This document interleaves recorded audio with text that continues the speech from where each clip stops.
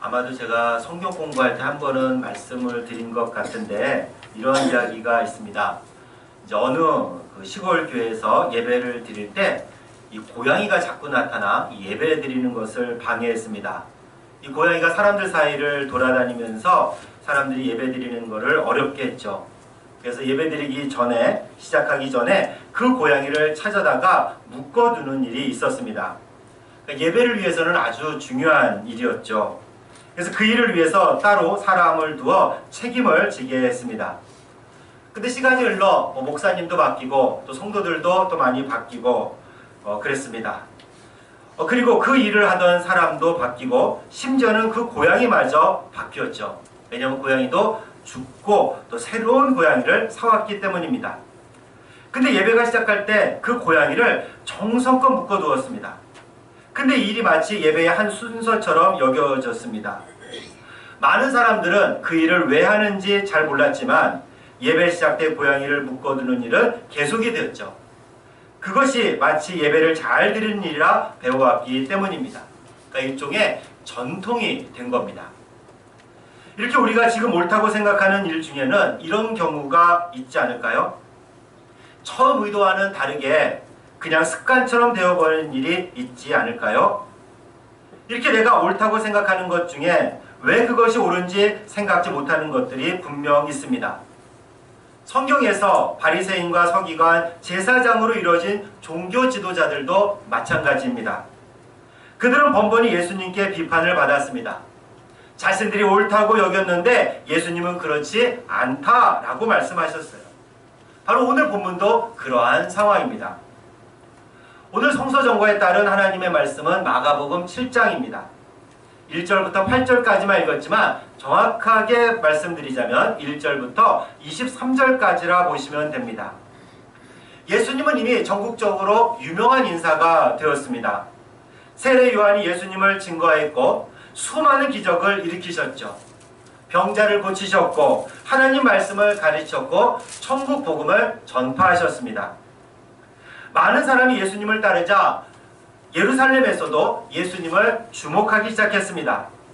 더욱이 예수님은 예루살렘 지도자들을 거침없이 비판하기도 해서 요주의 인물로 찍히기도 했습니다. 그래서 예루살렘에서 바리새인과 서기관들을 직접 파견했습니다. 약 150km나 되는 먼 길을 찾아 그들이 예수님께 왔습니다. 그때 그들은 예수님의 제자들이 장로들의 전통을 어기자 예수님께 항의하죠. 이에 예수님은 바리새인과 서기관들이 오히려 하나님의 계명을 저버리고 사람의 전통을 따른다고 비판하십니다. 밖에서 들어가는 음식이 사람을 더럽히는 것이 아니라 사람의 마음에서 악한 것이 나온다고 말씀하십니다. 우선 1절과 2절을 다시 한번 봉독하겠습니다. 1절과 2절 말씀입니다.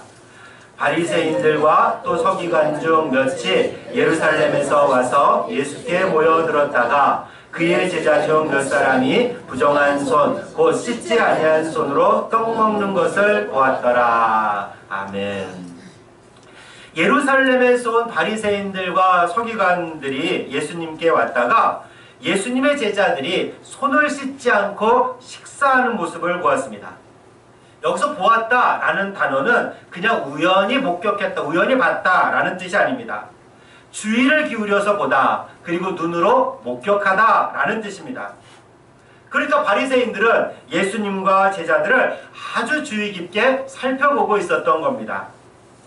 무엇인가 잘못하면 바로 고발하기 위해서였습니다.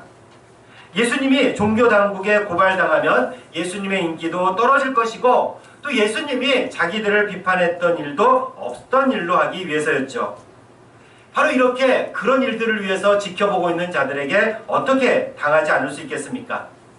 아니나 다를까 예수님의 제자들이 손을 씻지 않고 음식을 먹었습니다. 아니 이게 무슨 큰 일입니까? 하시겠죠. 우리 애들도 가끔 하는 일입니다. 간혹 우리 아이들이 밖에 나갔다가 와서 손을 씻지 않고 또 화장실에 갔다가 와서 화장실에서 나오면서 그냥 나오면 잔소리를 듣습니다. 위생상 문제이기 때문이죠. 손을 씻지 않으면 병에 걸릴 수도 있기 때문입니다. 그러나 유대인들은 건강이나 위생 문제 이상이었습니다. 우리 5절 말씀을 함께 봉독하겠습니다. 5절 말씀입니다. 이에 바리새인들과 서기관들이 예수께 묻되 어찌하여 당신의 제자들은 장로들의 전통을 준행하지 아니하고 부정한 손으로 떡을 먹나이까. 아멘. 손을 씻지 않고 먹으면 장로들의 전통을 어기는 것이고 부정한 사람으로 되는 겁니다. 그런데 이 장로들의 전통이 무엇입니까? 일종의 구전율법이라고 말할 수 있습니다. 이 십계명과 같은 말씀은 성경에 분명히 기록이 되어 있어요. 그것은 하나님이 직접 주신 말씀이기 때문입니다. 이 밖에도 성경은 하나님이 직접 주신 말씀, 그 율법이 기록이 되어 있습니다. 그것이 바로 특히 모세오경에 집중적으로 있죠. 그런데 이렇게 하나님이 주신 말씀은 아니지만 그 율법을 지키기 위해서 생긴 규정이 있는데 대대로 이어오면서 덧붙여지기도 했습니다. 그래서 이것을 만들고 가르친 자들이 바로 종교 지도자들이고 이들을 통상 장로라 칭했습니다. 그래서 그 구전되는 율법들을 장로들의 전통이라 이렇게 불렀죠. 장로들의 전통은 예를 들면 이런 겁니다. 하나님께서 정결에 관한 말씀을 주셨습니다. 부정한 사람은 하나님께 제사 드리지 못하고 드린 음식도 함께 먹지 못했습니다. 그렇다면 어떻게 우리가 이 정결을 유지할 것인가 하면서 종교 지도자들이 머리를 맞대고 의논하고 토론을 벌였어요. 그리고 마침내 이런 결론을 내렸습니다. 식사를 하기 전에 꼭 손을 씻는다. 시장에 다녀와서 많은 사람들을 만나고 오면은 몸을 씻는다. 이렇게 늘 자신을 정결하게 유지하라고 가르쳤습니다. 그것을 거룩이라고 말했죠. 근데 이렇게 씻는 이유가 있었습니다. 혹시 부정한 것과 접촉했을지도 모르기 때문이죠. 밖에서 이방인이나 병자나 이런 사람들과 나도 모르게 접촉했을 수도 있었습니다.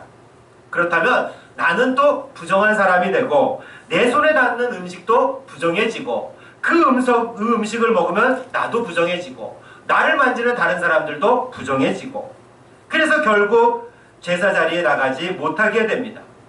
그래서 그 부정함을 씻기 위해서 손과 때로 몸을 씻기도 했던 겁니다. 어떻게 보면 별 문제 없어 보입니다. 하나님의 말씀을 더 잘 지키기 위해서 이런 규정을 만든 게 아닙니까? 하나님을 더 잘 섬기기 위해서가 아니겠습니까? 그런데 이 시간이 지날수록 하나님의 말씀을 잘 지키기 위해서 하나님을 더 잘 섬기기 위해서라는 이 명분이 사라져갔습니다. 앞에서 말씀드린 대로 고양이처럼 왜 그 일을 하는지 사람들에게 잊혀져 갔어요. 오히려 점점 더 많은 규정은 생기고 이것을 지키는 사람과 지킬 수 없는 사람이 생겨났습니다. 특히 이것을 잘 지키는 사람들을 바리새인들이라고 불렀어요. 그럼 바리새인은 어떤 사람들입니까? 우리 3절과 4절 말씀을 함께 봉독하겠습니다. 3절과 4절 말씀입니다. 바리새인들과 모든 유대인들은 장로들의 전통을 지켜 손을 잘 씻지 않고서는 음식을 먹지 아니하며 또 시장에서 돌아와서도 뿌리지 않고서는 먹지 아니하며 그 외에도 여러 가지를 지켜 오는 것이 있으니 잔과 놋그릇을 씻음이러라. 아멘.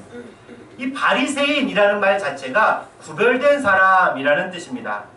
성경 말씀의 권위자였고 장로들의 전통에도 해박한 지식이 있던 사람들입니다. 뿐만 아니라 그것을 잘 지키는 사람들이었죠. 그들은 손도 부지런히 잘 씻었고요. 시장에 다녀와서도 몸을 잘 씻었습니다. 그릇들도 씻었어요. 그리고 이 밖에 이들은 11조를 정확히 했고 일주일에 2번씩 금식 기도도 했습니다. 이들로 인해 유대인의 정체성도 생기게 되었죠. 자부심도 대단했습니다. 나는 이런 사람이야. 나는 율법을 가르치고 해석할 뿐만 아니라 지키는 사람이지. 나는 율법의 수호자야. 내가 말하는 것이 바로 유대인들의 특징이야. 나는 거룩한 존재고 구별된 존재야. 이런 자의식이 이들에게는 있었습니다. 예수님이 그러나 바리새인들을 비판하기는 했지만 그들은 유대 사회에서 존경의 대상이기도 했습니다. 솔직히 말하자면 저나 여러분들과는 비교할 수 없을 정도로 훨씬 거룩한 사람들입니다. 정말 말 그대로 바른 생활 사나이들이었어요. 하나님에 대한 사랑과 그리고 열심도 대단했습니다. 근데 이들은 더욱 거룩해지기 위해서 저런 규정을 첨가하고 이를 더 잘 지키려 했죠. 그러면서 그 규정들이 일종의 경계가 되었습니다. 지킬 수 있는 바리새인과 지키지 못하는 그 밖의 사람들이 구별이 되었죠. 그 경계 안에 있으면 거룩한 사람, 경계 밖에 있으면 부정하고 더러운 사람이라 단정을 지었습니다. 그렇게 이들은 다른 이들을 정죄하고 배제하기 시작했어요. 하나님을 사랑하고 하나님 말씀을 더 잘 지키기 위해서 만든 것들이 경계가 되고 더군다나 다른 사람들을 비난하고 차별하는 근거가 되었습니다. 어느새 하나님의 마음도 잃어버렸죠. 무엇보다 하나님을 경배하지 못했습니다. 오직 그 규정을 지키느냐 못 지키느냐에만 신경을 썼고 하나님을 이 마음을 다하여 경배하지 못했습니다. 오히려 먹는 거로 겉모습으로 사람들을 판단했고 그것으로 사람들을 정죄하기에 바빴습니다.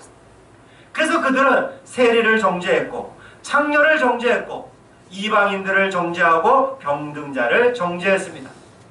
자신들이 쳐놓은 경계 안으로 들어오지 못하는 이들을 정죄하고 또 혐오스럽게 바라보며 배제했죠.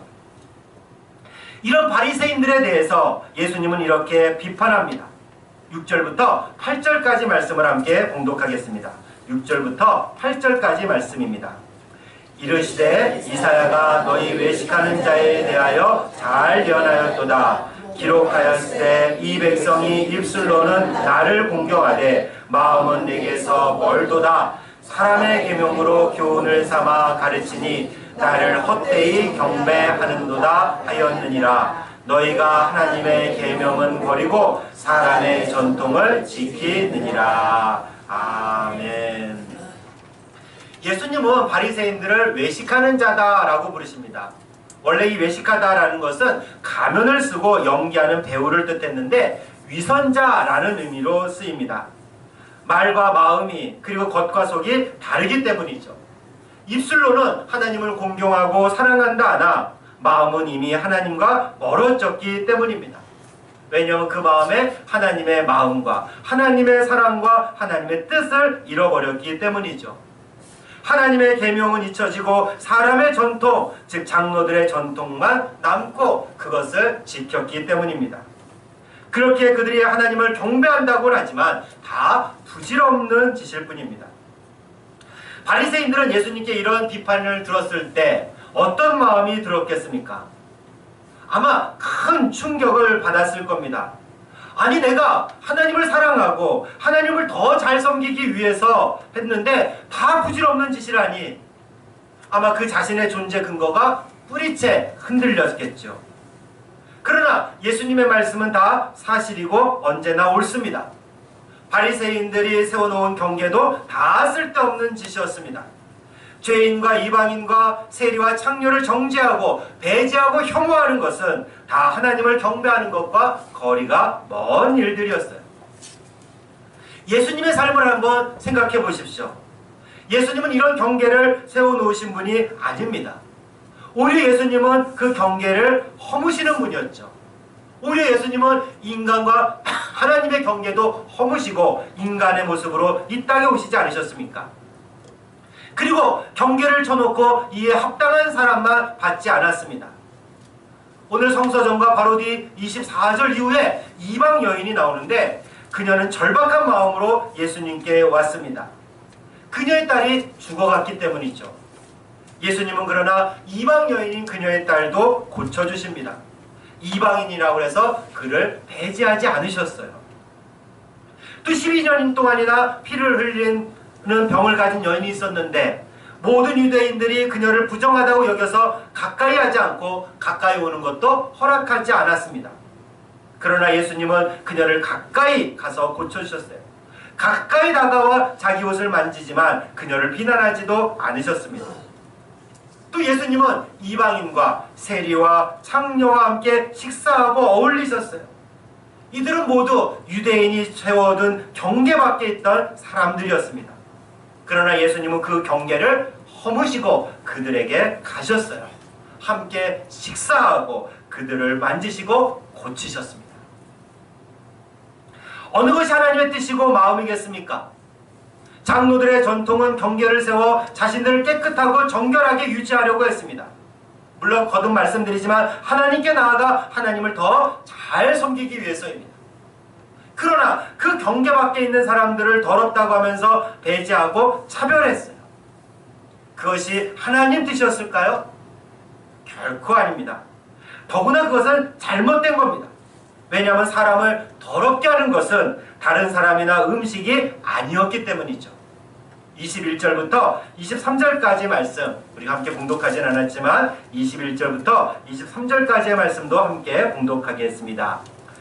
속에서 곧 사람의 마음에서 나오는 것은 악한 생각, 곧 음란과 도둑질과 간음과 탐욕과 악독과 속임과 음탕과 질투와 비방과 교만과 우매함이니 이 모든 악한 것이 다 속에서 나와서 사람을 더럽게 하느니라.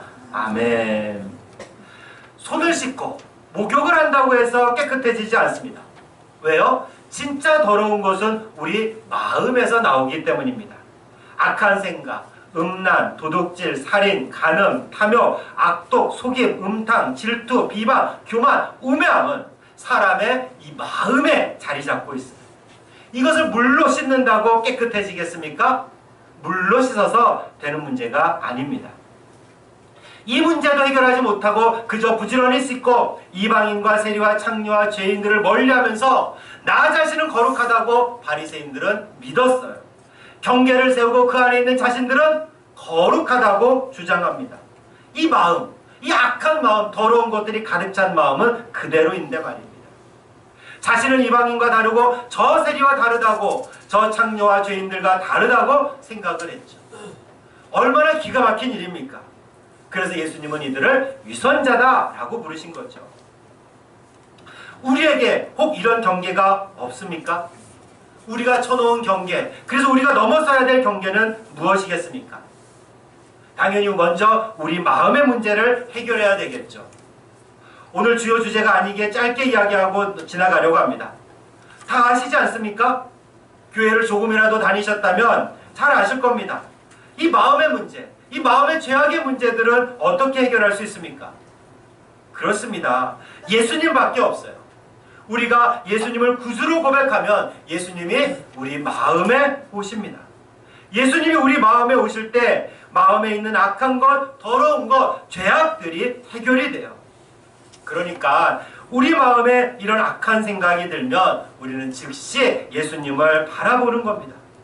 내 안에 살아계신 예수님을 의식하고 바라볼 때 우리는 또 그런 유혹과 죄악에서 이길 수 있는 거예요.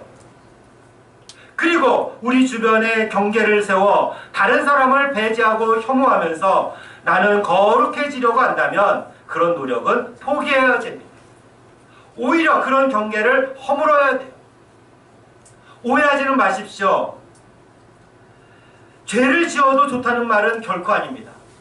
거룩해지려는 노력을 포기하라는 말도 아니에요. 그리스도인은 어느 누구보다도 정직하고 또 정결하게 순결하게 살아야 됩니다. 성적으로도 순결하게 살아가야 돼요. 이미 마음에 있는 죄악의 문제를 예수님으로 인해 해결했다면 우리 삶에서도 죄를 짓지 말아야 됩니다. 그러나 그것이 다른 사람을 차별하고 배제하고 혐오하는 경계가 되어서는 안 된다는 말이에요. 그리고 그런 경계는 허물어야 합니다. 또한 예수님이 내 마음에 있어 그분을 바라본다면 그런 경계는 또한 자연스럽게 허물어지게 됩니다. 매우 조심스럽게 말씀을 드리겠습니다. 오해를 할 수도 있는 말이지만 동성애라든지 이슬람, 난민을 무조건 반대하는 것은 마치 경계를 세우는 것과 같습니다. 그것도 높고 높은 담을 쌓는 겁니다. 여러분 오해하지 마십시오. 이슬람이 옳다는 얘기가 결코 아닙니다. 이슬람은 거짓된 것이고 우상에 불과한 거예요. 동성애 역시 분명 죄이죠. 창조 질서에 어긋나는 죄가 분명합니다. 그러나 하나님은 그들도 사랑하지 않겠습니까? 기독교인만 사랑하고 이슬람 신자인 무슬림은 사랑하지 않습니까? 동성애자들은 사랑하지 않습니까? 그들도 복음을 듣고 거듭나고 우상으로부터 벗어나고 그 죄악으로부터 벗어나야 되는 그런 존재들이에요. 그러나 무슬림과 동성애자와 난민을 혐오하고 배제하고 억압하라고 이 교회의 이름으로 그리고 예수님의 이름으로 세상에서 주장한다면 교회와 세상은 완전히 분리되는 거예요. 경계를 높이 쌓는 것입니다. 이것은 거룩이 아니라 고립을 자초하는 일입니다. 그것은 하나님을 사랑하고 하나님을 더 잘 섬기기 위해서 하는 일이 아니라 오히려 하나님께 욕을 보이는 일입니다. 예수님을 속 좁은 하나님으로 보이게 합니다. 속된 말로 째째하고 쫀쫀한 하나님이라는 오명을 씌우는 행동이죠. 예수님이 그런 분이십니까? 예수님은 오늘날 이 땅에 오셨다면 그들을 비난하고 배제하고 선을 그었을까요? 결코 그렇지 않습니다. 예수님은 사랑과 긍휼과 포용의 대화가가 아니십니까? 그런 경계는 예수님의 사랑도 아니고 예수님의 뜻과 마음도 아닙니다. 오히려 하나님의 영광을 가리는 경계일 뿐이죠. 그런 경계라면, 예수님의 사랑을 표현하지 못하는 경계라면, 하나님의 영광을 가리는 경계라면 허물어야죠. 없어져야죠. 물론 경계를 허무는 일은 이렇게 거대한 일만 있지 않습니다. 우리가 있는 곳, 조금 거창하게 말씀드리자면 하나님이 우리를 파송한 그 현장에서 그 경계를 허물어야 됩니다. 우리를 파송하신 곳이 어디십니까? 우리 교회일 수도 있지만 우리 가정, 우리 마을, 우리 직장도 하나님께서 우리를 파송하신 곳입니다. 그곳에 파송한 하나님의 뜻이 분명히 있죠. 우리 삶의 자리에서 우리 안에 계신 예수님의 마음으로 볼 수 있어야 됩니다. 가령 여러분의 건물이나 직장에서 장애를 가진 분들, 또 청소를 하시는 분들, 경비하시는 분들, 외국인 노동자들을 자주 보실 겁니다. 여러분들 중에는 그런 분들 안 계시겠지만 혹 이들과 나 사이에 경계를 세우고 나는 예수 믿고 나는 거룩하고 우월하다고 생각하십니까? 그들보다 내가 낫다고 여기십니까? 그렇다면 경계를 이미 세우신 거예요. 그런 경계가 있다면 그런 경계를 허물고 그들에게 다가가야 합니다. 사랑하는 자매 형제 여러분, 나는 기독교인이라고 하면서 나는 구원받은 존재이고 술과 담배도 안 하고 주일 예배를 드리고 죄를 짓지 않고 경건하고 거룩하게 살아가려고 노력하십니까? 잘하시는 거예요. 그렇게 살아가야 합니다.